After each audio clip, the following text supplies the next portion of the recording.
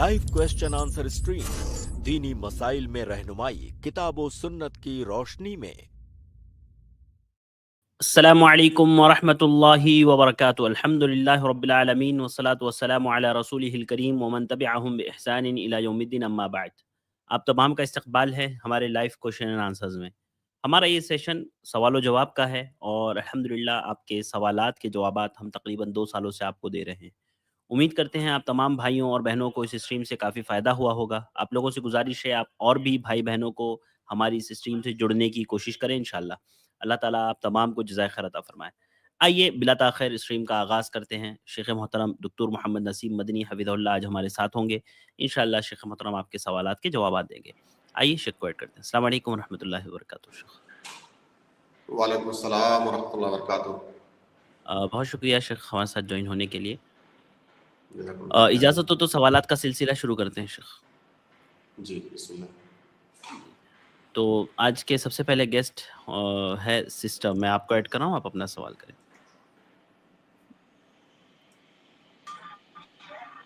अस्सलाम वालेकुम रहमतुल्लाहि व बरकातुहू। जी वालेकुम अस्सलाम रहमतुल्लाहि व बरकातुहू। एक मेरा पर्दे के ताल्लुक से सवाल था कि पिछले स्ट्रीम में शेख ने बताए थे कि घर में जो भी गैर महरम हो उन लोगों से सबसे पर्दा है, फूफा हो गए, खालू। तो अगर अपने घर मेहमान तौर पर आ रहे हैं कोई या अपन उनके घर जा रहे हैं तो फिर इनसे पर्दा कैसे किस तरह से कर पाएंगे? बिस्मिल्लाह अल्हम्दुलिल्लाह वस्सलातु वस्सलामु अला रसूलिल्लाह। बहन का सवाल ये है कि खालू हैं, फूफा हैं या वो जो भी रिश्तेदार जिन लोगों से पर्दा है, अगर उनके घर हम मेहमान जा रहे हैं तो उनसे पर्दा कैसे कर पाएंगे?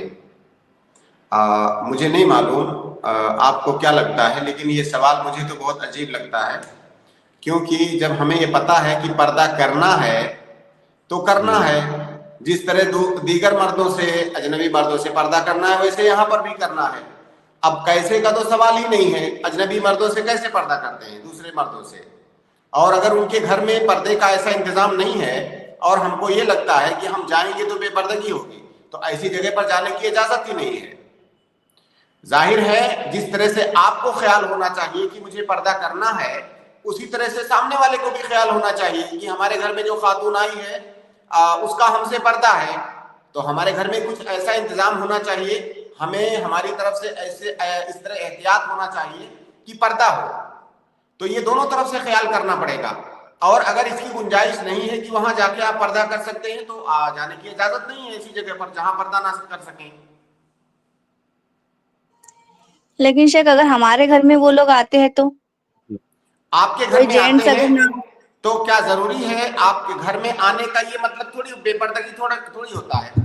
घर में अगर कोई आए तो जरूरी थोड़ी होता है कि जो है घर की सारी औरतें उसके सामने आकर के बैठ जाएं। ऐसा तो नहीं होता है। घर में आए हैं, ठीक है, मेहमान है आपके घर पे, मर्द है, वो मर्द उनकी खातिर तवाज़ु करेंगे। अगर मर्द घर में ना हो शेख तो फिर तो बहुत आफत हो जाती है। हाँ, तो फिर आने की इजाजत ही नहीं है। आप ये बात भी नोट कर लें। अगर शौहर के बहन के हस्बैंड, हाँ, अगर घर में आपके शौहर नहीं है या कोई मर्द नहीं है तो किसी भी ऐसे मर्द को आने की इजाजत नहीं है हमारी शरीयत में जिससे आपका पर्दा है। या तो आपके बच्चे हो, या तो बच्चे हो इतने बड़े, या शौहर हो, या घर में और कोई दूसरे अफराद हो, तभी दूसरे को आने की इजाजत है, वरना नहीं है। असल में बहन देखिए, ये सवाल इसीलिए आता है ना कि हमने हम इस समाज में रहते हुए हमने अपने आप को, अपने रस्मो रिवाज को, अपने मेल मिलाप को इतना गैर इस्लामी बना लिया है कि जब कोई इस्लामी हुक्म बयान किया जाता है तो हमको लगता है कि ये तो इम्पॉसिबल है।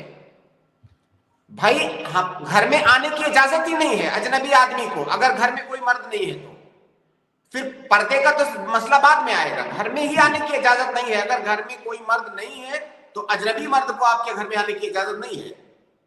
असल में मसला शेख कैसा है कि शौहर के बहन के जो हस्बैंड होते हैं, ये लोग आते हैं, बहनें आती हैं इनकी, तो उनके साथ उनके शौहर भी होते हैं, तब हमारी तब कोई मसला। जैसे उनके साथ अगर एक उनकी बीवी भी आई हुई है तो ठीक है, उनकी बीवी आपके पास आएंगी, वो बाहर बैठेंगे, मेहमान खाने में बैठाइए उनको पानी देना है, चाय देना है, खाना देना है, उनकी बीवी मौजूद है, वो देगी, वो सर्व करेगी। ٹھیک ہے شیخ، جزاک اللہ خیر. بارک اور اللہ ایک اور فیک. سوال ہے شیخ، ایک اور کر سکتی ہوں؟ جی جی کر لیجئے. حاملہ اور حائضہ عورتیں ہمارے یہاں میت میں نہیں جاتی شیخ، منع کرتے ہیں بڑے لوگ، تو اس کا کیا شریعت میں حکم ہے؟ کیا نہیں، کہاں نہیں جاتی سے؟ حاملہ اور حائضہ حاملہ اور عورتیں میت میں نہیں جاتی ہے شیخ. میت میں جانے کے لیے منع کرتے ہیں شیخ. ہاں ہاں ٹھیک.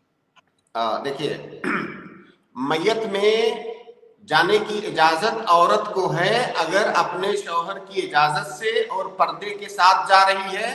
جہاں پہ جا رہی ہے وہاں پہ پردے کے حکم کی کوئی پامالی نہیں ہو رہی ہے تو اسے جانے کی اجازت ہے. ایسی کوئی قید نہیں ہے کہ وہ حیض سے ہے تو نہیں جائے گی اور پاک ہے تو جائے گی، یا حمل سے ہے تو نہیں جائے گی، حمل سے نہیں ہے تو جائے گی. وہاں پر جانے کا تعلق حمل یا حیض سے قطعاً نہیں ہے. اس کا تعلق اس بات سے ہے کہ کیا اس کے شوہر کی جانب سے اجازت ہے، اس بات سے ہے کہ کیا وہ پردے سے جا رہی ہے، اس بات سے ہے کہ کیا وہاں پہ جو بھیڑ جمع ہوتی ہے وہاں جا کر بے پردگی تو نہیں ہوگی. اس سے تعلق ہے اس کا، حمل اور حیض سے اس کا تعلق نہیں ہے. ہمارے یہاں رائج ہے شیخ کی، مطلب یہ دستور بنا لیے بڑوں نے، منع کرتے ہیں کہ حاملہ ہے تو مت جاؤ. آپ نے پچھلے اسٹریم میں بتائے تھے کہ نہیں، حائضہ عورت غسل بھی دے سکتی ہے میت کو. جی بالکل. دیکھیے، آپ نے جیسے کہا نا کہ ہمارے ہاں دستور ہے، تو وہ جو پہلا سوال آپ کا تھا وہ بھی دستور ہی سے جی متعلق ہے. ہمارے یہاں ٹھیک ٹھیک. دستور ہے کہ جو ہے شوہر کا بہنوئی آئے گا تو شوہر اپنی بیوی کو اس کے سامنے پیش کر دے گا.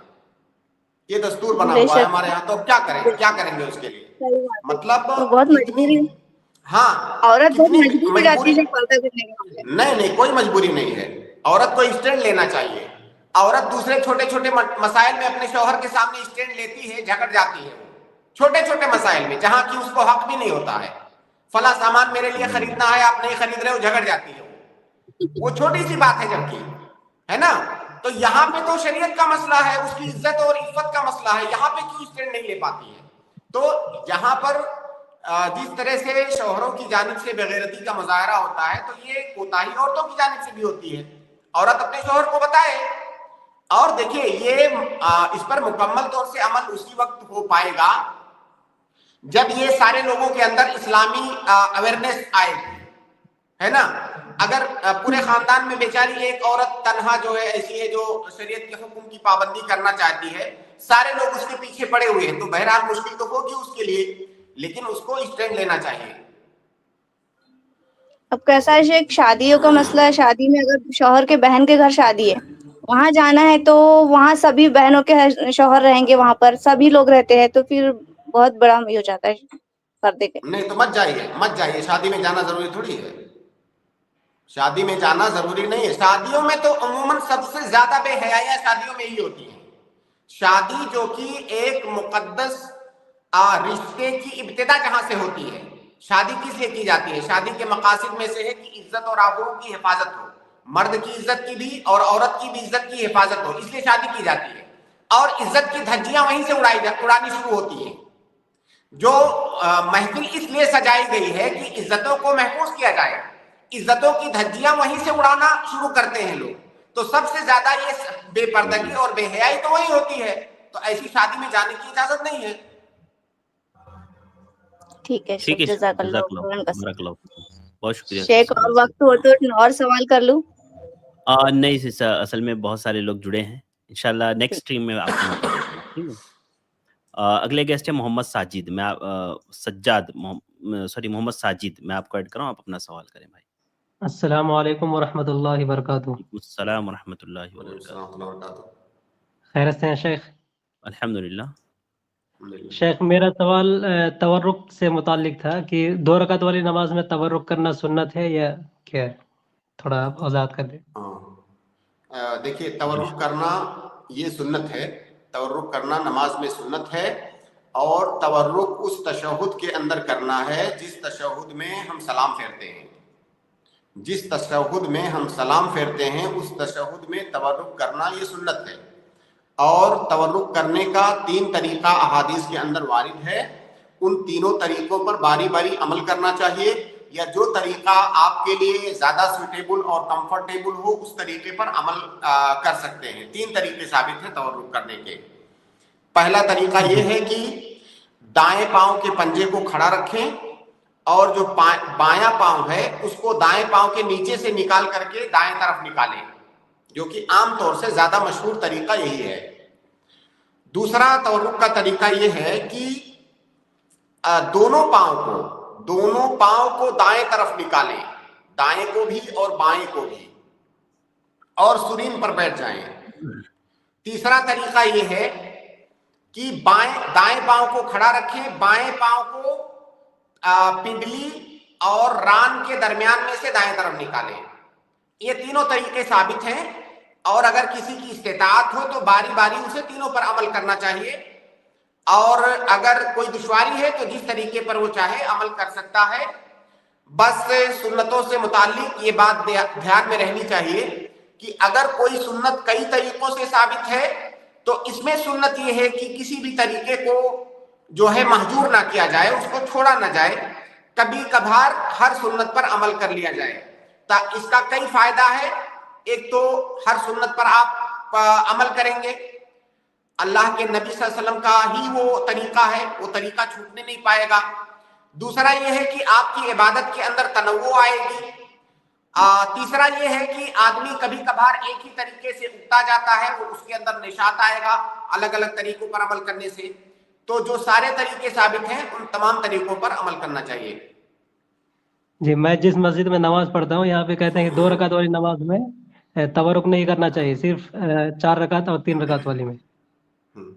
एक कौल ये भी है, बाज़ उलमा का एक कौल ये भी है जो आपने बताया, लेकिन जो कौल राजिह मैं समझता हूँ अदिल्ला की रोशनी में वो ये कि तवरुक का ताल्लुक उस तशहुद से है जिसमें सलाम फेरते हैं। तो जाहिर है 2 रकात वाली नमाज में एक ही तशहुद है, उसी तशहुद में सलाम फेरते हैं, तो उसमें भी तवरुक करेंगे। सही बात यह है। हालांकि एक कौल वो भी है जो आपने बताया। शेख, मेरा दूसरा सवाल भी है, करोगे? जी कर लीजिए। मेरा सवाल है कि जब भी मैं मतलब कि कोई भी नमाज पढ़ता हूँ, सुन्नत हो फर्ज हो, आखिरी तशहुद में जो मतलब कि तमाम दुआएं पढ़ने के बाद मैं अपनी तरफ से कुछ दुआएं खास करके मैं हर नमाज में पढ़ता हूँ, तो क्या इस तरह से खास करना सही होगा? मतलब कोई सुन्नत समझ करके नहीं, अपने लिए दुआ करने की नियत से मैं फिक्स करके हाँ ये दुआ मुझे पढ़ना ही है, इस तरह करके। इस अल्लाहुम्मा इन्नी अऊज़ु बिका मिनल बुख्ल व अऊज़ु बिका मिनल जुब्न, ये वाली दुआ। हाँ, देखिए तशहुद के अंदर अल्लाह के नबी सल्लल्लाहु अलैहि वसल्लम ने रग़बत दिलाई है कि तशहुद, आखिरी तशहुद जिसमें सलाम फेरते हैं, उस तशहुद के अंदर तशहुद के अज़कार पढ़ने के बाद आप दुआ करें। अब वो दुआ आप कुछ भी कर सकते हैं, कोई हरज की बात नहीं है, आप जो दुआ चाहें वो दुआ कर सकते हैं। अल्लाह के नबी सल्लल्लाहु अलैहि वसल्लम से जो साबित शुदा दुआएं हैं वो जाहिर है वो ज्यादा बेहतर है, उनके अल्फाज नबी सल्लल्लाहु अलैहि वसल्लम के अल्फाज हैं, तो उसमें करें तो और ज्यादा बेहतर है। लेकिन उसके अलावा भी आप जो चाहें वो दुआ कर सकते हैं, आप आजाद हैं। शुक्रिया शेख, अस्सलाम वालेकुम। वालेकुम सलाम व रहमतुल्लाहि व बरकातहू। और इसके बाद मैं अगले गेस्ट को ऐड कर रहा हूँ, और अगले गेस्ट उसामा हमजा, मैं आपको ऐड कर रहा हूँ, आप अपना सवाल करें। अस्सलाम वालेकुम शेख। वालेकुम अस्सलाम व रहमतुल्लाहि व बरकातहू। शेख मेरा सवाल यह था कि अगर कोई ऑनलाइन वर्क करता है, जैसे स्विगी, इंस्टामार्ट है, ब्लिंकिट है, या ग्रोसरी जितने भी आइटम्स है, हर आइटम्स नॉर्मल हो गया, उसके साथ ऑनलाइन कॉन्डम भी क्या है आजकल लोग मंगाते हैं। जैसे मेरे को अभी तक 3 बार डिलीवर हो गया मेरे हाथ से, और उसमें क्या हो रहा है, उसके ऊपर उन लोगों ने टिप भी दी, तो कॉन्डम तो ये तो उलमा ने कहा है कि ये तो गलत है, गुनाह है, तो इसका गुनहगार शरीक मैं भी हूँगा, या यही सवाल था शेख मेरा। अच्छा, क्या भाई का सवाल कॉन्डम से मुताल्लिक है शेख? हाँ शेख, ऑनलाइन डिलीवरी में, हाँ, जो ऑनलाइन डिलीवरी जॉब होती है उसमें उसका डिलीवर करना। जी देखिए भाई, कुछ चीजें ऐसी हैं जिनका जायज इस्तेमाल भी होता है, नाजायज इस्तेमाल भी होता है, और ऐसा नहीं है कि जिसका जिक्र आपने किया है मुतलक तौर से उसका इस्तेमाल करना तमाम हालात में हराम हो। उसकी जायज सूरतें भी हैं, उसकी जायज शक्लें भी हैं और नाजायज शक्लें भी हैं।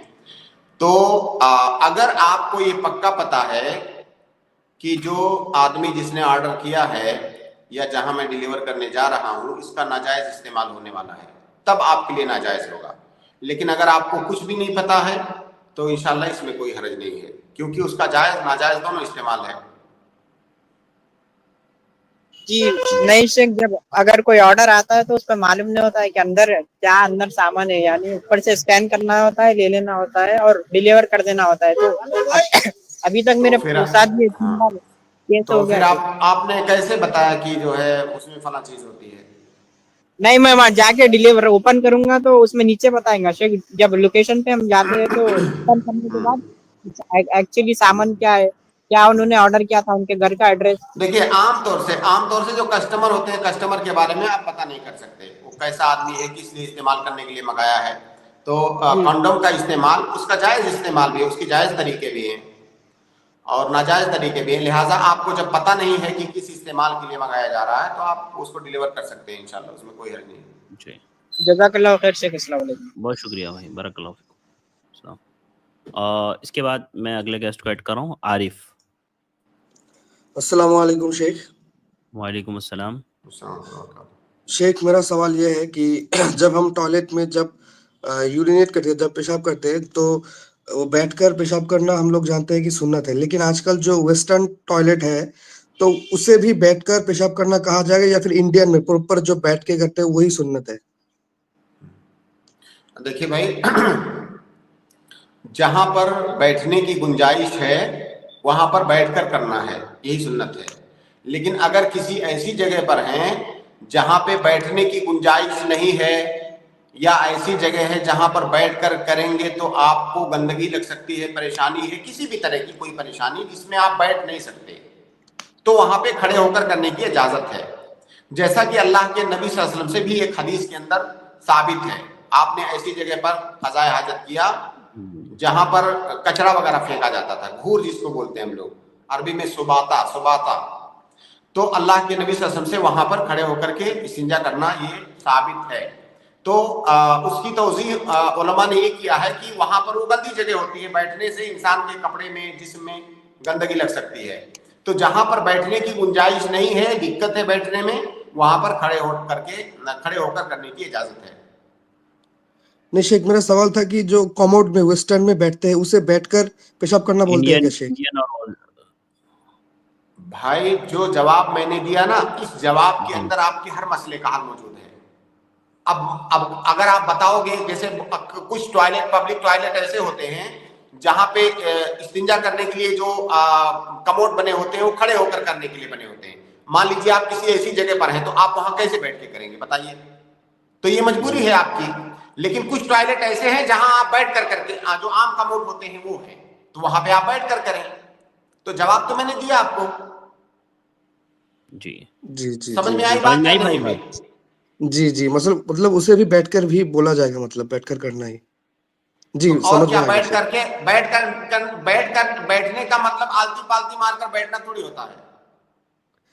जी शेख, नहीं, जो इंडियन में बैठते हैं वही पूछना था शेख। बिल्कुल, हाँ, बैठ करके। वेस्टर्न जो होता है कमोड, जी वेस्टर्न कमोड पर बैठ करके पेशाब करेंगे शेख, तो क्या वो बैठना माना जाएगा या नहीं माना जाएगा? बिल्कुल बैठना है। बैठने का एक तरीका वो भी है जो चेयर टाइप का होता है। जी जज़ाकल्लाह। और एक छोटा सा सवाल है शेख, कि शेख नमाज की सजदे में कुरान की आयत नहीं पढ़ना चाहिए, ये मैंने सुना था किसी वीडियो में। तो जो कुरान की आयतें, जो दुआएं हैं, रब्बना ज़लमना या फिर रब्बना आतिना, ये सब पढ़ सकते हैं क्या? कुरान की आयत जो दुआएं हैं। अल्लाह के नबी सल्लल्लाहु अलैहि वसल्लम की एक हदीस है जो आपने इशारा किया कि नुहीतु अन अक़रा अल कुरान साजिदन और राकियन औ कमा क़ाल नबी सल्लल्लाहु अलैहि वसल्लम। नबी सल्लल्लाहु अलैहि वसल्लम ने कहा कि हमें इस बात से मना किया गया है कि रुकू की हालत में या सजदे की हालत में हम कुरान पढ़ें। तो कुरान की तिलावत रुकू और सजदे की हालत में करना ये मना है। लेकिन कुरान की कोई ऐसी आयत जिसे बतौर दुआ आप पढ़ रहे हैं, उसे आप सजदे में पढ़ सकते हैं, क्योंकि वहां पर आप बतौर तिलावत नहीं पढ़ रहे हैं, आप उसे बतौर दुआ पढ़ रहे हैं। तो दुआ के तौर पर आप कोई ऐसी आयत जिसमें दुआइया कलिमात हैं, आप उसे पढ़ सकते हैं। तो वो तिलावत नहीं है, वो दुआ है। जी, जज़ाकल्लाह खैरन शेख। बारकल्लाह, बहुत शुक्रिया भाई। इसके बाद मैं अगले गेस्ट को ऐड कर रहा हूँ, अब्दुल्ला, आप अपना सवाल करें। अस्सलाम वालेकुम रहमतुल्लाहि व बरकातहू। अस्सलाम रहमतुल्लाहि व बरकातहू। जी शेख, मेरा सवाल ये है कि एक आदमी तिजारत کے لیے اپنے بیٹے کو پیسہ دیتا ہے جی اور اس کا بیٹا اس تجارت کو ترقی دلاتا ہے، جی اور پھر باپ کے مرنے کے بعد اب اس میں وراثت میں کیسے تقسیم ہوگی؟ سوال جی یہ ہے کہ وہ باپ اپنے بیٹے کو جب پیسہ دیتا ہے تجارت کرنے کے لیے تو کس حیثیت سے دیتا ہے، کیوں دیا تھا؟ کیونکہ اس کی کئی حیثیتیں ہو سکتی ہیں. ایک حیثیت اس کی یہ ہو سکتی ہے کہ اس نے بیٹے کو دے دیا تھا، یہ لو یہ مال آپ کا، اب آپ جاؤ جو دل کہے کرو. دوسری حیثیت یہ ہو سکتی ہے کہ باپ نے بیٹے کو من باب المضاربہ دیا ہے، یعنی جیسے ہم انویسٹ کرتے ہیں، کسی کے پاس پیسہ دیا، انویسٹ کیا بیٹے کے پاس کہ بیٹا پیسہ لو، جاؤ تجارت کرو، جو اس میں نفع ہوگا اس میں اتنا پرسنٹ تمہارا، اتنا پرسنٹ میرا. ایک صورت یہ ہو سکتی ہے. تو آپ کو پہلے یہ طے کر کے بتانا ہوگا مجھے کہ باپ نے بیٹے کو پیسہ کیوں دیا ہے. جی تو انشاءاللہ شیخ میں کل پھر آؤں گا انشاءاللہ. جی ٹھیک آئیے، بالکل. ٹھیک ہے، جزاک اللہ خیر. اور اس کے بعد میں اگلے گیسٹ کو ایڈ کر رہا ہوں، تبسم الخیری، میں آپ کو ایڈ کر رہا ہوں، آپ اپنا سوال کریں. السلام علیکم ورحمۃ اللہ وبرکاتہ. السلام ورحمۃ اللہ وبرکاتہ. شیخ میرا سوال یہ ہے کہ ایک بچہ ہے 6 ماہ کا تھا، 6 ماہ کے بعد پیدا ہو گیا ہے اور کچھ وقت کے لیے وہ زندہ تھا، تو اس کو تو جنازہ نمازہ پڑھے ہیں، لیکن اس کا عقیقہ ہوگا کیا؟ اس کی جی وہ سر. بچہ مرا ہوا پیدا ہوا ہے؟ نہیں، کچھ وقت کے لیے تھوڑی سانس لیا تھا پیدا ہونے کے بعد. پیدا ہونے کے بعد جی. کچھ وقت زندہ تھا شیخ. دیکھیے اللہ کے نبی صلی اللہ علیہ وسلم کی حدیث ہے کہ من ولد له مولود فلیعق عنہ، مختلف طرح کے الفاظ ہیں کہ جس کے یہاں بچے کی ولادت ہوئی تو اس کا عقیقہ کرے. تو اللہ کے نبی صلی اللہ علیہ وسلم نے ولادت کا سبب کیا بتایا؟ ولادت کا سبب بچے کے پیدا ہونے کو بتایا. اللہ کے نبی صلی اللہ علیہ وسلم نے عقیقے کا سبب بچے کا پیدا ہونے کو بتایا. عقیقے کا سبب یہ نہیں ہے کہ بچہ 7ویں دن تک زندہ رہے، یہ نہیں کہا کہ بچہ پیدا ہو اور 7ویں دن تک زندہ رہے تو عقیقہ کرو. عقیقے کا سبب ہے بچے کا پیدا ہونا. عقیقے کا وقت ہے 7واں دن، مستحب وقت. تو جو 7واں دن ہے وہ اس عبادت کا ٹائم ہے، اس عبادت کا سبب نہیں ہے. عبادت کا سبب ہے بچے کا پیدا ہونا. اب یہ بچہ تو پیدا ہوا، اب 7ویں دن تک رہا یا نہیں رہا یہ الگ مسئلہ ہے، اس سے کوئی فرق نہیں پڑتا ہے. کیونکہ جب سبب پایا گیا تو حکم پایا جائے گا. سبب پایا گیا، بچہ پیدا ہوا، یہ سبب ہے. اب سبب پایا گیا، اب حکم پایا جائے گا، حکم ہے عقیقہ. تو عقیقہ کرنا ہے، بچہ چاہے 7ویں دن سے پہلے ہی فوت ہو جائے. دوسری بات، اگر بچہ ماں کے پیٹ میں ہی فوت ہو گیا، مان لیجیے اگر ماں کے پیٹ میں فوت ہو کر کے ولادت ہوا، یعنی ولادت جب اس کی ہوئی تو مردہ تھا، تو ایسی صورت میں ہم یہ دیکھیں گے کہ کیا وہ بچہ ماں کے پیٹ میں 4 مہینہ رہنے کے بعد فوت ہوا ہے یا 4 مہینے سے پہلے کا حمل ہے. اگر 4 مہینے یا اس سے اوپر کا حمل ہے تو اس کا عقیقہ بھی کریں گے، کیونکہ 4 مہینہ ہونے کے بعد اس کے اندر روح ڈال دی جاتی ہے، جیسا کہ جو ہے صحیح بخاری وغیرہ کی روایت ہے کہ 4 مہینے کے بعد اس کے اندر روح پڑ جاتی ہے. اب روح پڑنے کے بعد وہ انسان ہے، روح پڑنے کے بعد وہ انسان ہے. جس طرح سے دیگر انسان قیامت میں ان کا حشر ہوگا، اٹھائے جائیں گے، اسی طرح سے اس کا بھی ہوگا. تو اب وہ ایک انسان کے حکم میں ہے. اب وہ ماں کے پیٹ سے مردہ حالت میں پیدا ہوا 4 مہینے کے بعد، تو پیدا تو ہوا نا، اس کو پیدا ہونا ہی کہیں گے، بس یہ کہیں گے وہ مردہ پیدا ہوا، لیکن پیدا ہوا بچہ. تو لہٰذا اس کا عقیقہ بھی کریں گے. اگر کوئی بچہ 4 مہینے ماں کے پیٹ میں رہنے کے بعد فوت ہوا ہے تو اس کا بھی عقیقہ کریں گے، کیونکہ وہ بھی ایک انسان ہے جو پیدا ہوا ہے، گرچہ مردہ حالت میں پیدا ہوا. اسی طرح سے اس کا نام بھی رکھیں گے. جو سوال آپ نے کیا کہ کچھ ٹائم زندہ تھا پھر اس کے بعد وفات ہو گئی، اس کا بھی نام رکھیں گے، اور وہ بچہ جو مردہ پیدا ہو رہا ہے اس کا بھی نام رکھیں گے، کیونکہ نام رکھنا یہ الگ سنت ہے.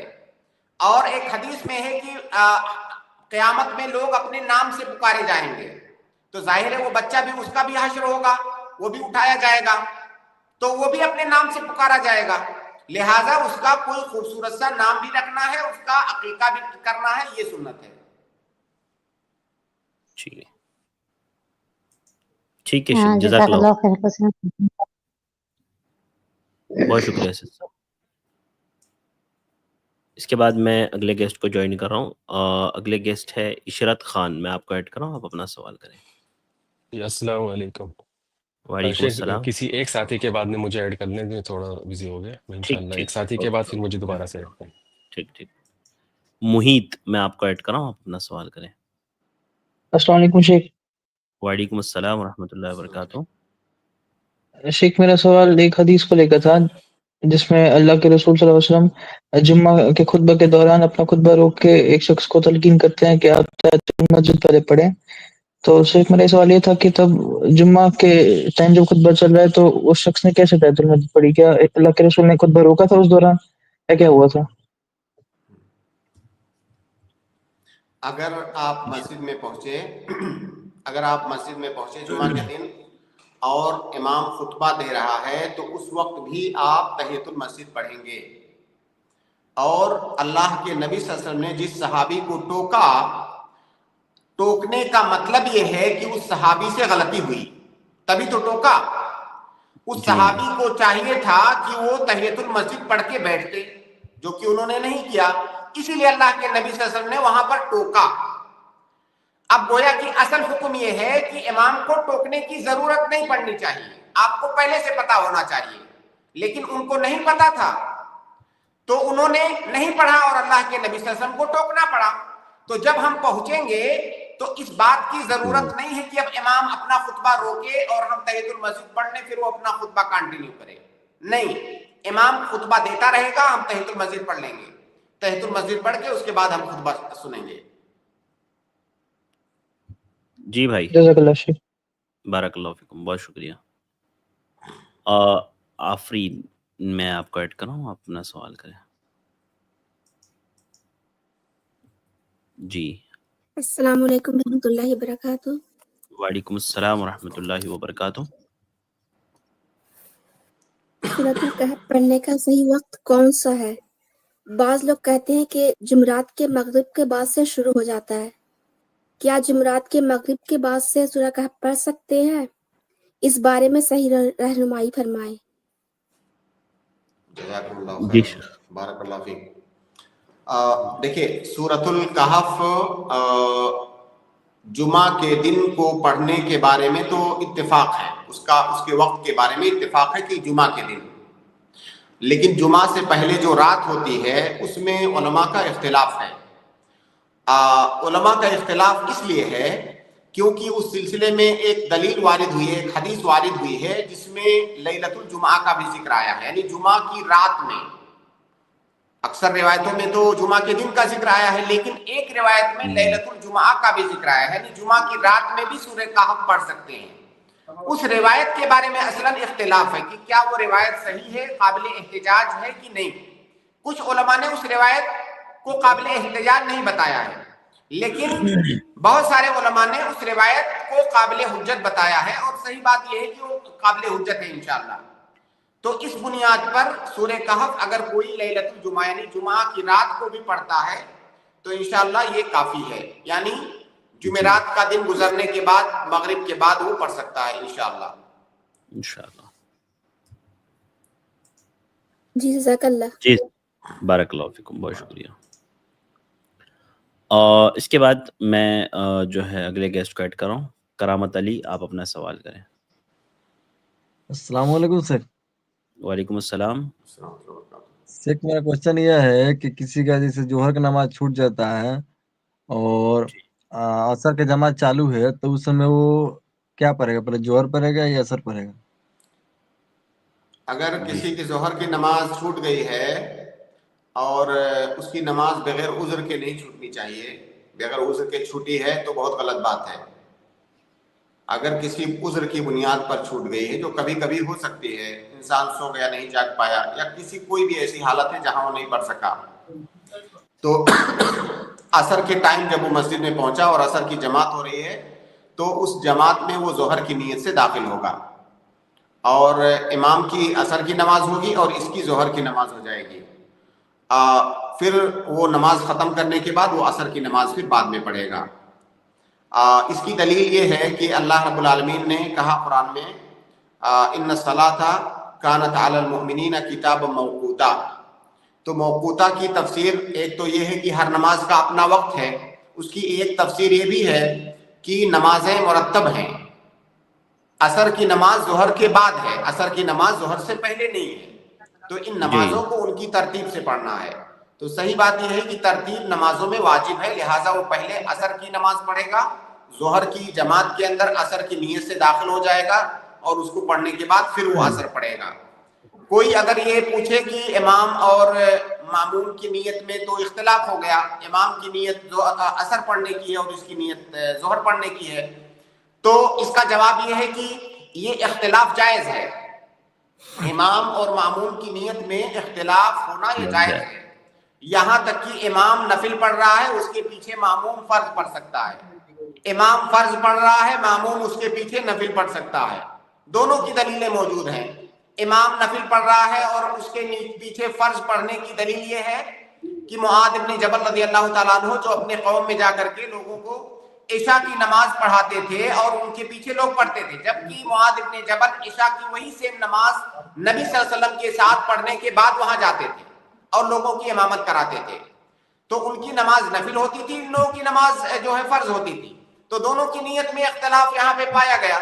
तो बहरहाल इमाम और मामूम की नीयत में इख्तिलाफ का पाया जाना मुतअद्दिद अहादीस के अंदर साबित है, तो ये जायज़ है। खुलासा ये कि पहले वो जोहर पढ़ेगा इमाम के साथ, जोहर की नीयत से दाखिल होगा, उसके बाद असर पढ़ेगा। शेख मुझे मसला पता था, ये हदीस के लिए शेख में पूछा था, बस ये हदीस आपने बता दिया, जज़ाकल्लाह खैर। बारकल्लाह फीकुम।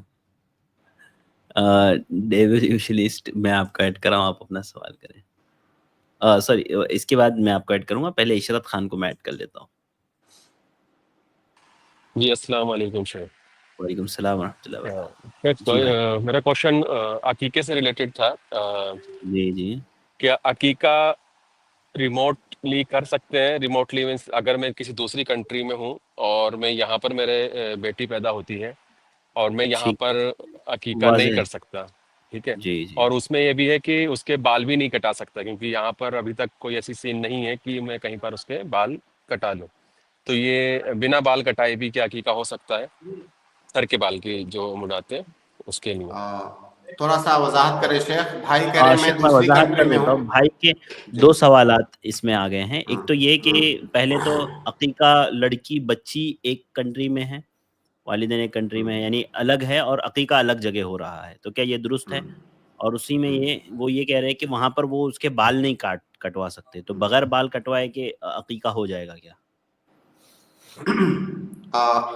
अगर बेहतर तो यही है कि जहां पे बच्ची की विलादत हुई है वहां पे अकीका किया जाए, लेकिन अगर कोई परेशानी है तो दूसरी जगह पर आप अकीका कर सकते हैं, इंशाल्लाह इसमें कोई हर्ज नहीं है, दूसरी जगह पर अकीका कर सकते हैं। और जहां तक बाल कटवाने का ताल्लुक है तो अकीके और बाल का एक दूसरे से ताल्लुक नहीं है, दोनों सुन्नतें अलग अलग हैं। दोनों सुन्नतों का टाइम एक है, दिन एक ही है, एक ही दिन करना है, लेकिन दोनों सुन्नतें अलग अलग हैं। ऐसा नहीं है कि आप बाल कटवाओगे तभी अकीका करना है या अकीका करोगे तभी बाल कटवाना है, बिल्कुल ऐसा नहीं है। अगर आपने बाल नहीं काटा तो वो सुन्नत आपने छोड़ दिया, वो सुन्नत आपकी छूट गई, अब आप अकीका तो कम से कम कीजिए। या आपने अकीका नहीं आप कर सके किसी वजह से, तो बाल मुड़वाने वाली सुन्नत पर तो अमल कीजिए। तो दोनों अलग अलग सुन्नतें हैं। और आप मतलब ये ऐसा कैसे हो सकता है कि किसी ऐसी जगह पर है जहां बाल नहीं मुड़वा सकते?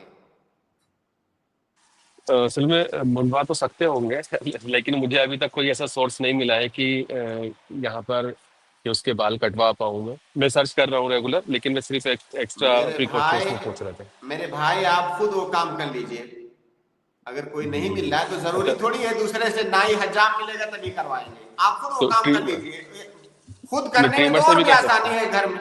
जी बिल्कुल। अच्छा, आप जो है آپ بلیڈ لیجیے، جو بھی طریقہ آپ کو آسان لگے جس سے آپ آسانی کے ساتھ کر سکتے ہیں، آپ بلیڈ لیجیے اور اس کا بال صاف کر دیجیے سر کا۔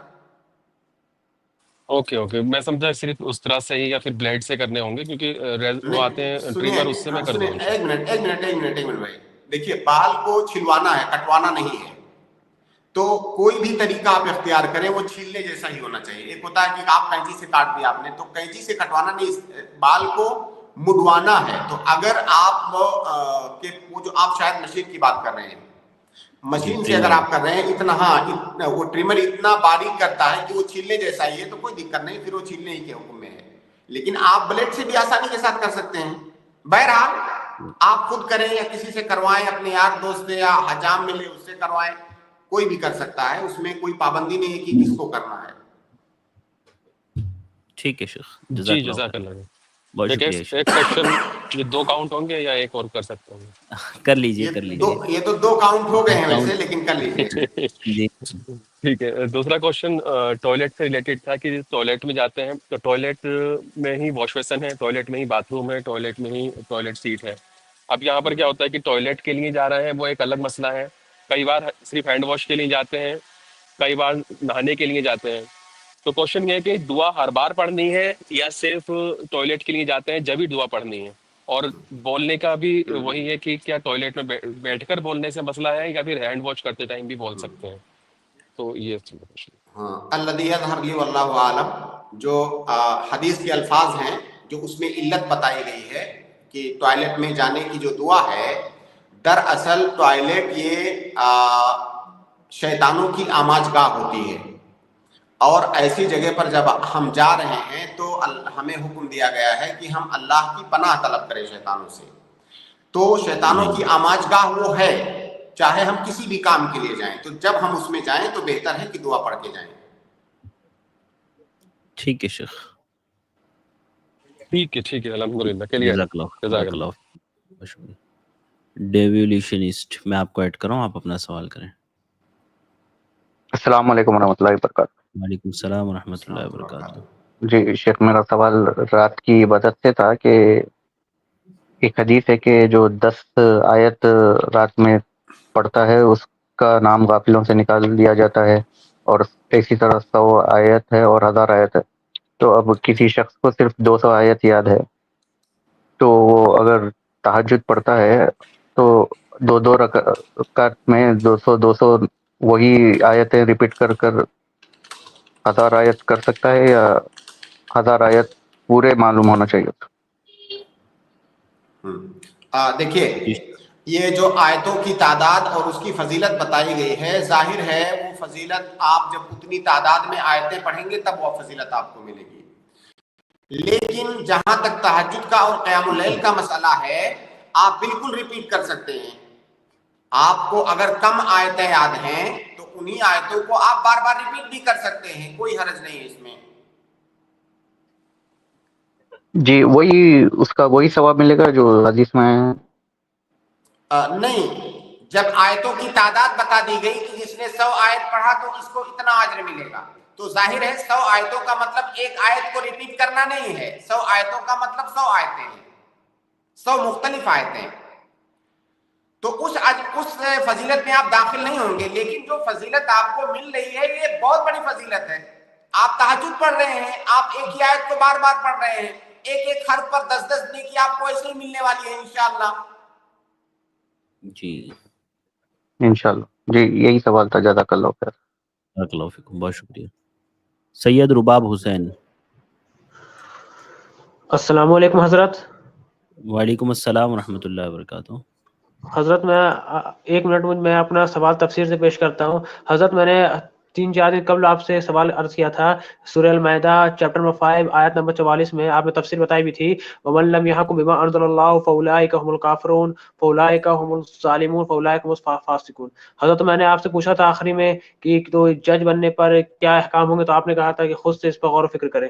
حضرت مجھے آپ سے اس پر جاننا تھا، اور بھی حضرت میں یہ سمجھ پا رہا ہوں کہ آج کے جو ہندوستان میں حالات ہیں ایسے ہیں کہ قاتل کی یہ دلیل منصف نے مان لی، مقتول خود खुद गिरा था खंजर की नोक पर। आज ये हिंदुस्तान के मुसलमान के लिए हालात है, संभल की मस्जिद के लिए 5 मुसलमान सवाल शहीद कर दिए। मे- हजरत मैं भाई सवाल ही कर देखिए रहा हूँ। सैयद रुबाब भाई, बात सुनिए ना। जी, कैसा है ना, आप यहाँ पर लंबी लंबी बात करेंगे तो फिर दूसरे गेस्ट हमारे वो होते हैं, आप शॉर्ट में बोलिए जी, सवाल हजरत क्या मैं है। और हमारा देखिए सुनिए, ये स्ट्रीम हमारी फिक़ही सवालात के लिए है, तो आपका कोई फ़िक़्ह से रिलेटेड कोई ऐसा सवाल हो जिसकी आपको ज़रूरत हो तो आप उससे मुतालिक यहाँ पर पूछ सकते हैं, या आयत समझना हो, कुरान की आयत आपने कहा, जी, हमने आपको उसकी तफसीर बताई, आपको कोई हदीस समझना हो उससे मुतालिक आप पूछ सकते हैं। मतलब आपका सवाल क्या है, जी, पॉइंट हजरत पे मैं उसी सवाल पे आइए आप, बिल्कुल शॉर्ट में। हजरत मैं उसी जी का मैं जो बैकग्राउंड में पेश कर रहा था। हजरत ने कहा था आप इस पर गौर व फिक्र करें। हजरत ने बताया था कि आपका अकीदा अगर है कि आप अल्लाह के शरिया को ऊपर मानते हैं तो आप फासिक होंगे जज बनने पर। तो हजरत इस दौर हाजरा में जो मुसलमान के हालात हैं उसमें मुसलमान का हिंदुस्तान में जज बनना, ये तो उस हालात से तो जायज लगता है। इस पर रहनुमाई फरमाए। भाई इसका सारा जवाब मैंने उस दिन दे दिया था। उसी और जी आप अपने सवाल को जिस तरह से बहुत सारे ऐसे मुतनाज़ा और सियासी मसाइल से जोड़ कर रहे हैं, तो ये जो है हमारा टॉपिक नहीं है असल में इस स्ट्रीम में। बाकी उस सवाल को आप दोबारा उसका जवाब सुने, उसमें जवाब मौजूद है कि वो किस पर कुफ्र का फतवा लगाया गया है, मन लम यहकुम बिमा अंज़लल्लाहु फउलाइका हुमुल काफिरून। वो बहुत अच्छे से मैंने वजाहत किया था। तो जी आप कोशिश ये करें कि इस स्ट्रीम को खालिस फ़िक़ही रहने दें। सियासी जो मसाइल है मुल्क के, उसके लिए स्ट्रीम नहीं है। जी भाई, बहुत शुक्रिया। ठीक है, जज़ाकल्लाहु खैर शेख, बारकल्लाहु फ़िकुम। इसके बाद मैं अबू हमज़ा को ऐड कर रहा हूँ। अबू हमज़ा आप अपना सवाल करें। अस्सलाम वालेकुम वरहमतुल्लाहि वबरकातुहू। वालेकुम अस्सलाम रहमतुल्लाहि व बरकातुहू। काफ़ी जवाबात तो तकरीबन मुझे मिल चुके हैं, मैं वो थे। पर इसमें एक सवाल नमाज के ताल्लुक से था शेख, कि जी हम जब इमाम के पीछे मतलब दूसरी रकात में जब जाकर मिलते हैं, तो जैसा रफ़ेदैन के ताल्लुक से है मतलब रुकू से उठते वक्त, रुकू में जाते वक्त, और तीसरी रकात के लिए उठते वक्त, तो यहाँ पर क्या हुक्म रहेगा शेख? हम जब दूसरी रकात में इमाम के पीछे मिल रहे हैं तो हम कब रफ़ेदैन करें? शेख थोड़ा प्लीज। और इमाम के पीछे हो गए ना आप, यानी इमाम आप बाद में ज्वाइन हुए, ये पूछ रहे हैं आप? जी, मैं दूसरी रकात में ज्वाइन हुआ, तो अब मेरी इमाम के पीछे में पहली जैसे रकात। भाई ज्वाइन हुए हैं और तीसरी रकात पर जो रफ़लीदैन करना है, तो भाई कब करेंगे रफ़लीदैन? उनका ये सवाल। देखिए भाई, आप ये याद रखें कि तशहुद करने के बाद जब उठते हैं तो आपको रफ़लीदैन करना है। अब जाहिर है इमाम की तो 2 रकात हो गई है, वो तशहुद करेगा, साथ में आप भी तशहुद करोगे। अब जब आप उठोगे तो अभी घर से आपकी एक ही रकात हुई है, लेकिन आप तशहुद से उठ रहे हो, तो इसलिए आप वहां पे रफुल यदैन करोगे। तो आप ये उसूल याद रखो कि हर तशहुद के बाद जब उठना है तो हमें रफुल यदैन करना है, वो तशहुद कभी भी हो। जी जी शेख, जज़ाकल्लाह खैर, वाज़ेह हो गया। जज़ाकल्लाह खैर। बहुत शुक्रिया, बारकल्लाहु फ़िकुम, बहुत शुक्रिया अबू हमज़ा भाई। अननोन अगले गेस्ट हैं, मैं आपको ऐड कर रहा हूँ, आप अपना सवाल करें। जी जल्दी से अनम्यूट करें भाई अपने आप को और अपना सवाल करें। अननोन जी, आप म्यूट हो गए वापस। अस्सलामु अलैकुम शेख। वालेकुम शेख अस्सलाम। मेरा सवाल ये था कि मतलब ज़ोहर के बाद खाना खाने के बाद शेख नींद आ जाता है, तो उसकी वजह से क्या बोलते हैं, मतलब असर की नमाज जो है छूट जाती है। तो शेख सोने की वजह से अगर छूट गई है असर की नमाज तो क्या गुनाह होगा? देखिए, छूटने का छूटने की एक सूरत तो ये हो सकती है कि इंसान को फिक्र ही नहीं है, वो बाकायदा घोड़े बेच के सो रहा है ना, तब तो गुनाह है।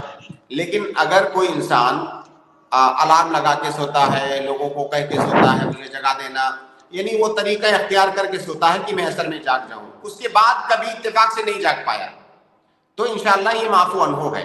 लेकिन उसको आदत बना लेना और इस तरह का माहौल अपने लिए बना लेना कि मैं उठ ही नहीं पाऊंगा, तो ये गलत है।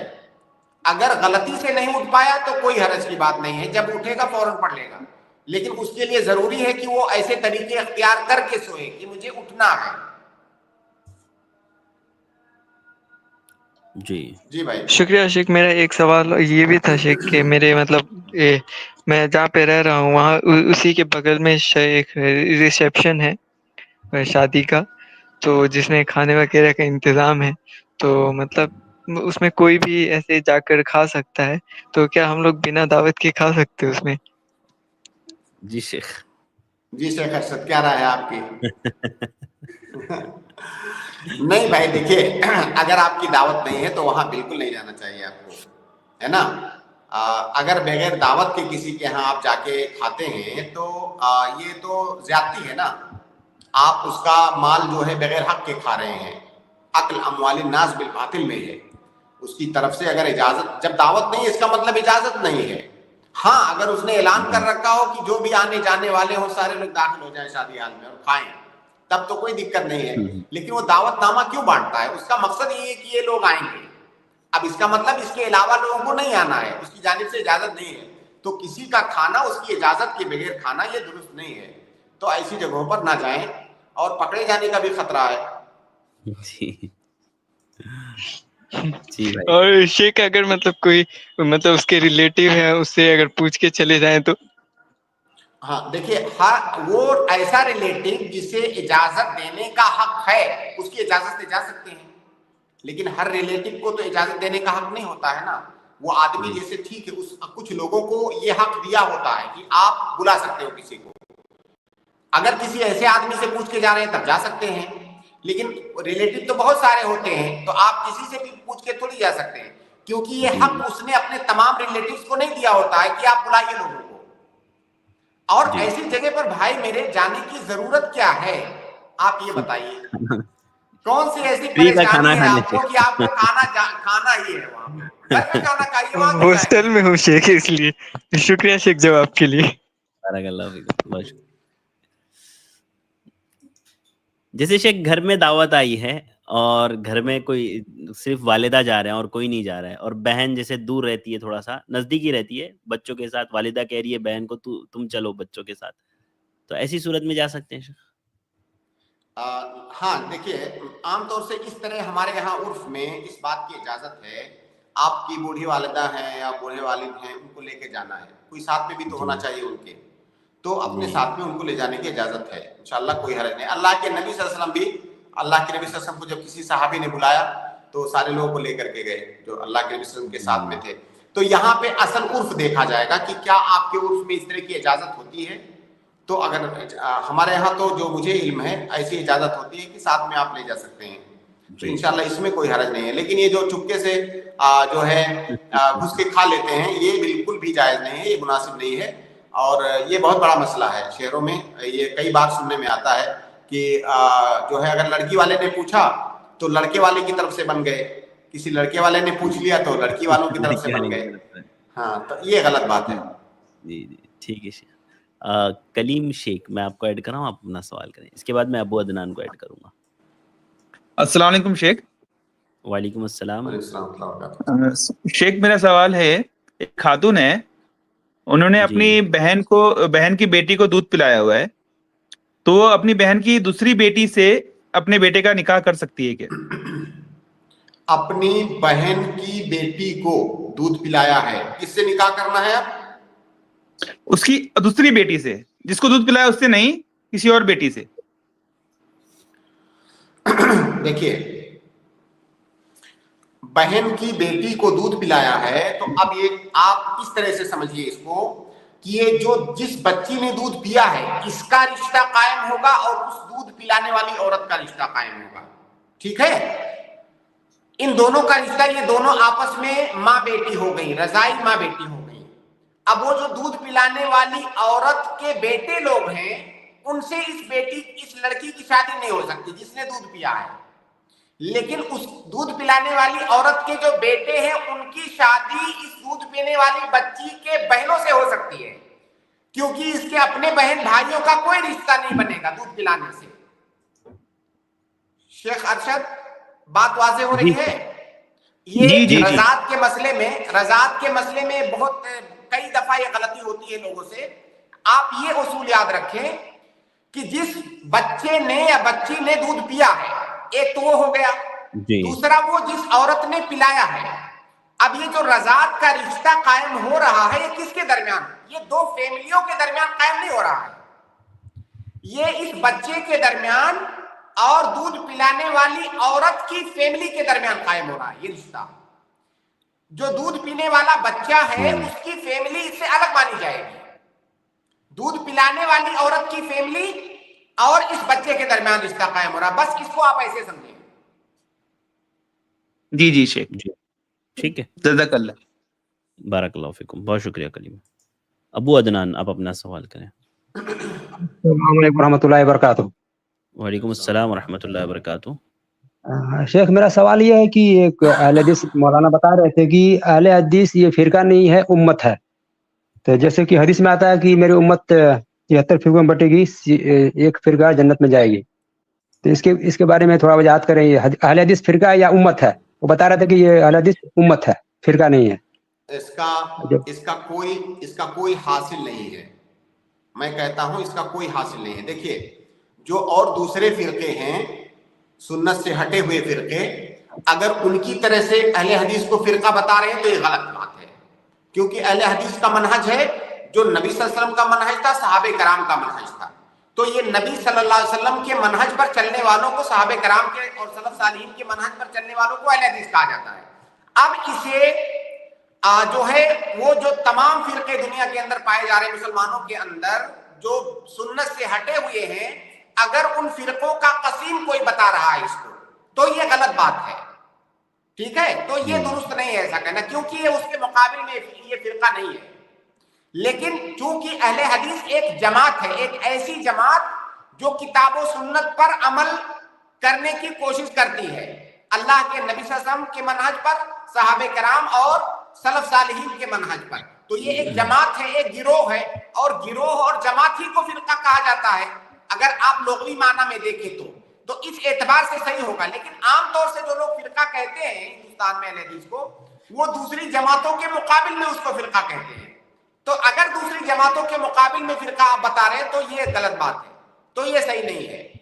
اور میں سمجھتا ہوں کہ یہ جو ہے الفاظ کا ہیر پھیر ہے, اس کا کوئی حاصل نہیں ہے. اصل یہ ہے کہ اہل حدیث کون ہیں. نام آپ کچھ بھی دیں ان کو, اہل حدیث وہ ہیں جو اللہ کے نبی صلی اللہ علیہ وسلم کی سنت کو, کتاب اللہ اور سنت رسول کو مقدم رکھتے ہیں ہر چیز پر. کتاب اللہ اور سنت رسول کو صحابہ کرام اور سلف صالحین کے طریقے کے مطابق اس کو سمجھتے ہیں, اس کی تشریح اور توضیح کرتے ہیں. یہ اہل حدیث ہے. ٹھیک ہے شیخ.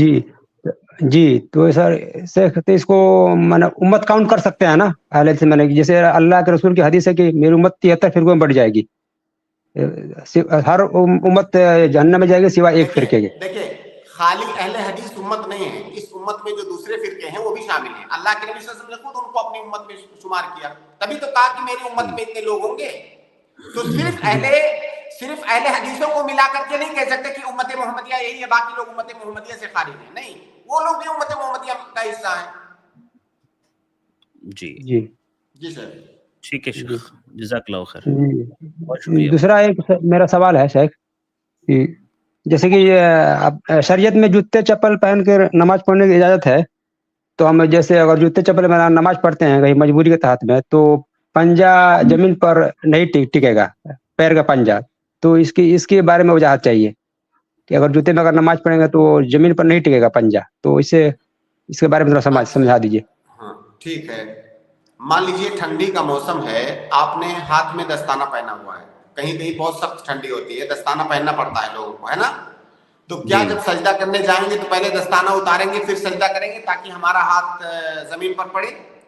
اسی طرح سے جو نیچے چٹائی بچھی ہوئی ہے, قالین بچھی ہوئی ہے, تو زمین تو قالین کے نیچے ہے, تو وہاں پہ بھی تو زمین پر مٹی پر ہمارا ہاتھ نہیں پڑتا ہے, ہمارا ہاتھ تو قالین پر پڑ رہا ہے.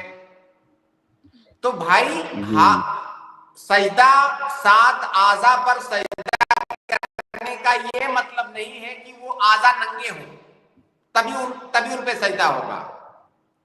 ہم نے دستانہ پہنا ہوا ہے, ہاتھ زمین پر رکھ رہے ہیں, تب بھی ہمارا ہاتھ کو زمین پر رکھنا ہی کہا جائے گا. گھٹنے پر سجدہ کرنے کے لیے کہا گیا ہے نا, گھٹنے پر, تو گھٹنے کے پاس بھی تو پیجامہ ہوتا ہے, آپ کا کپڑا ہوتا ہے کہ نہیں ہوتا ہے؟ جی بالکل. تو کیا ہم کہیں گے کہ ہم نے گھٹنا نہیں رکھا زمین پر؟ جی تو جوتا اسی طرح سے جیسے آپ ہاتھ میں دستانہ پہن رہے ہیں تو وہ ہاتھ کا لباس ہے، جوتا پاؤں کا لباس ہے. تو جوتا آپ پہنے ہوئے ہیں تو جیسے آپ جب سجدہ کریں گے تو پنجے کے بل ہی آپ سجدہ کریں گے، پنجے آپ کے کھڑے ہوں گے. جی وہ آ جائے، اس میں کنفیوژن تھا. جی بہت شکریہ، جزاک اللہ خیر. اس کے بعد میں اگلے گیسٹ کو ایڈ کر رہا ہوں.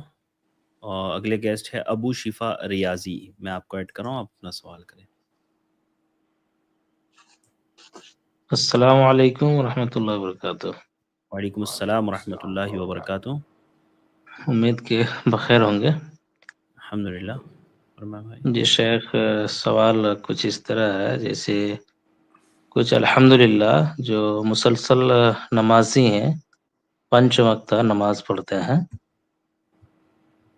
الحمدللہ ان کی نماز جو ہے نہیں چھوٹتی ہے، قضا بھی نہیں ہوتی ہے. لیکن شیخ اکثر یہ دیکھا جاتا ہے جیسے کہ ہمارے ادھر مکئی اور دھان کا فصل ہوتا ہے. جی. تو شیخ ان سے جب مدرسہ کے علماء اکرام چندہ یہ عشرہ وصول کرتے ہیں. جی شیخ سن پا رہے ہیں؟ بالکل سن رہے ہیں آپ. جی سن پا رہے تو ہیں. شیخ تو وہ مکمل طور پہ عشرہ ادا نہیں کرتے ہیں، یعنی زکوٰۃ نہیں نکالتے ہیں. ان کو بتایا جاتا ہے کہ آپ کا اتنا من ہوا یا اتنا کنڈل ہوا تو آپ کا اتنا نکل رہا، لیکن وہ حجتی کرتے ہیں اور مکمل طور پہ وہ عشرہ ادا نہیں کرتے ہیں. جی. سوال تو سوال اس میں کیا ہے؟ جیسے شیخ یعنی وہ عشر مکمل طور پہ ادا نہیں کرتے ہیں. ہاں ٹھیک ہے، تو پتہ چل گیا کہ نہیں ادا کرتے ہیں، تو ظاہر اب آپ اس کو میں بھی پتا ہے کہ یہ غلط ہے. غلط تو ہے، یہ آپ بھی سمجھایا ظاہر جائے ہے. ان کو کہ بھائی آپ کو پورا ادا کرنا چاہیے، اس طرح کہہ سکتے ہیں بس. اس میں وہ کرتے ہی نہیں ہیں، کئی سالوں سے ان کو دیکھا جاتا ہے وہ مکمل طور پہ ادا ہی نہیں کرتے. ایسا ہے بھائی، اس میں کئی ساری چیزیں ہیں. اس کے لیے میرا آپ کو مشورہ ہے شیخ، اس میں آپ ایسا نہ کہیں کہ ہم پروموٹ کر رہے ہیں. ایک پروگرام ہونے والا ہے ہمارے یہاں 4 اور 5 تاریخ کو انشاءاللہ i+ پر وہ نشر بھی ہوگا انشاءاللہ. امید ہے، کوشش کی جا رہی ہے کہ i+ پر نشر ہو، کوشش کی جا رہی ہے، ابھی وعدہ نہیں ہے آپ. جی. تو 4 اور 5 کو ہوگا وہ صبح پروگرام انشاءاللہ. میرے خیال سے تقریباً 9:30 پونے 10 بجے کے قریب اسٹارٹ ہوگا اور 4 بجے تک چلے گا دونوں دن. تو آپ وہ پروگرام دیکھیے انشاءاللہ، اس میں بہت سارے آپ کے سوالات کے جواب ملیں گے. آپ خود بھی دیکھیے، لوگوں کو بھی کہیے کہ وہ دیکھیں i+ پہ. وہ پروگرام ہوگا، بہت مفید پروگرام ہوگا. مصارف زکوٰۃ سے متعلق بہت سارے مسائل اس میں آئیں گے. تو تھوڑا سا آپ 1 ہفتہ 10 دن اور صبر کریں تاکہ تفصیل سے آپ اس مسئلے کو جان سکیں. ٹھیک ہے؟ انشاءاللہ. جزاک اللہ. تو شیخ ان لوگوں کو کیسے سمجھایا جائے؟ بھائی ان کو یہ سمجھائیے کہ جیسے نماز اسلام کا ایک رکن ہے تو زکوٰۃ بھی ایک رکن ہے نا. نماز رکن ہے اس لیے تو ہم کرتے ہیں، تو زکوٰۃ بھی ایک رکن ہے. اگر آپ کا مال نصاب کو پہنچ رہا ہے تو زکوٰۃ نکالنا واجب ہے، اسی طرح سے جیسے نماز پڑھنا واجب ہے. تو آپ ان کو ایسے سمجھائیے کہ جو ہے ایسا نہیں ہے کہ آپ نے نماز پڑھ لیا تو آپ کا اسلام مکمل ہو گیا. زکوٰۃ بھی نکالنا ہے آپ کو اگر نصاب کو پہنچ رہا ہے. اب یہ مسئلہ بعد میں آئے گا، اس لیے میں نے کہا کہ اس میں تفصیل ہے. ابھی آپ سے میں پوچھوں کہ وہ مدرسے والے زکوٰۃ نکالتے ہیں تو کرتے کیا ہے اس کا؟ جی تو جی یہ مسئلہ آپ آئے گا انشاءاللہ. یہ سب جی یہ سب چیزیں آئے گی جی انشاءاللہ. وقت بھی ہمارا ٹھیک. بہت شکریہ بھائی. بہت شکریہ شیخ، وقت دینے کے لیے. وقت مکمل ہو گیا. جزاک اللہ خیر. آپ نے بہت سارے سوالات کے جوابات الحمدللہ آ گئے. انشاءاللہ پھر کل کی اسٹریم میں ملاقات ہوتی ہے شیخ. جزاک اللہ خیر. بارک اللہ فیکم. السلام علیکم ورحمۃ اللہ وبرکاتہ. اس کے بعد میں اپنے تمام بھائیوں اور بہنوں کا شکر گزار ہوں. الحمدللہ آپ لوگ جڑے رہے ہیں اپنے سوالات کے. امید کرتے ہیں آپ کو جوابات ملے ہوں گے. آج کے لیے بس اتنا ہی. مجھے دیجیے اجازت. انشاءاللہ کل پھر ملاقات ہوگی. السلام علیکم ورحمۃ اللہ وبرکاتہ.